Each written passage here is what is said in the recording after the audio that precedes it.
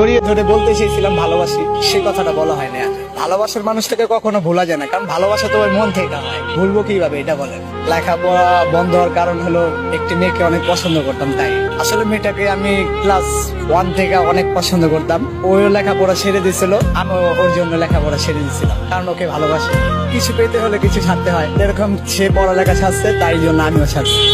সে এখন আছে কিন্তু কথা বলে না, ভুল বুঝাবুঝির কারণে। একটি ছেলের সাথে সবসময় কথা বলতো, তো আমার তো সেটা সহ্য হতো না, কারণ আমি তো ভালোবাসি। পরিমাণে আমি ওকে বলছি যে ওই ছেলের সাথে কথা বলো কেন।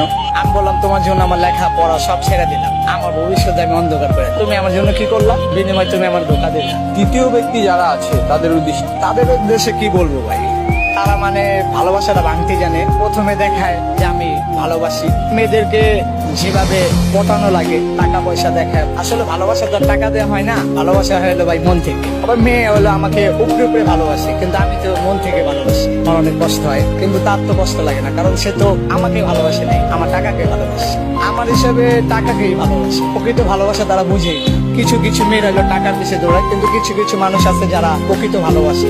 দ্বিতীয় এক ব্যক্তি এসেছিল, কিন্তু সে 6 মাস আমার সাথে রিলেশন করছিল, 6 মাস পরে আমাকে ছেড়ে দিয়েছে। সেটাও মনে করেন এই টাকা নিয়ে দিছে। কিছু টাকা আমার কাছ থেকে চাইছিল, কিন্তু আমি দিতে পারিনি, কারণ আমার অবস্থা অনেক খারাপ ছিল। প্রথম মেয়েকে ভালোবাসছিলাম, ছাড়ার সাথে সাথে আমি কাজ কাম সব ছেড়ে দিচ্ছি। ঠিকভাবে খাবার